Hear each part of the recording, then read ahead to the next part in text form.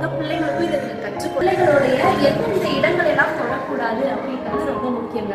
ஏன்னா ஒரு குழந்தைய எல்லா உறவினர்கள் தூக்குவாங்க, பெற்றோர்கள் தவிர மற்ற எல்லாருமே தொடுவாங்க, தூக்குவாங்க. ஆனா அப்படி இருக்கிறப்போ உங்க பிள்ளைங்களை என்ன நோக்கத்தோட அவங்க தொடுகிறாங்கன்றதுல ஒரு அவேர்னஸ் இருக்கணுங்க. உங்க பிள்ளைங்களுக்கு விழிப்புணர்வு இருக்கணும். ஏன்னா குட் டச் பேட் டச்ல என்ன சொல்லி கொடுக்குறாங்க அப்படின்னா இது ஒரு நன்னெறியான ஒரு பாடங்க. அதாவது குழந்தைகளோட வாய் பகுதி, மார்பு பகுதி, அது போல கால் பகுதி, பின்பகுதியை தொடக்கூடாதுங்க. ஏன்னா அவங்க தொடர நோக்கத்தை தெரியாம பிள்ளைங்களை தொட விட்டுருவீங்க. அதனால நிறைய தவறுகள், பாலியல் வன்கொடுமைகள் கூட நடக்குதுங்க. பாலியல் உணர்வுகள் தூண்டப்படுது. சிறு வயதுல இருந்தே நிறைய பேர் இதுல அடிக்ஷன் ஆகுறாங்க.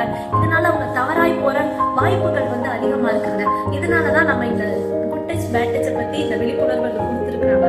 நீங்க கூட உங்க பிள்ளைங்களுக்கு சொல்லிக் கொடுக்கணும், உங்களை தொடுகிறவங்க அனாவசியமா தொடக்கூடாது என்று. இதனால பல பாலியல் தொந்தரவுகளை நம்ம தடுக்க முடியும். சில பிள்ளைங்க பேரண்ட்ஸ் கிட்ட ஓப்பனா பேச மாட்டாங்க, இப்படி என்னைய தொட்டாங்க செய்தாங்கன்னு சொல்லி. ஆனா நம்ம அந்த பிள்ளைங்களுக்கு இதை கற்றுக் கொடுக்கும் போது அவங்க ஒரு விழிப்புணர்வு உள்ள குழந்தைகளா இருப்பாங்க. சமுதாயத்துல நடக்கிற நிறைய பாலியல் குற்றங்களை கூட நம்ம தடுக்க முடியும். அதனால நீங்களும் உங்க பிள்ளைகளுக்கு கற்றுக் கொடுங்க. தேங்க்யூ.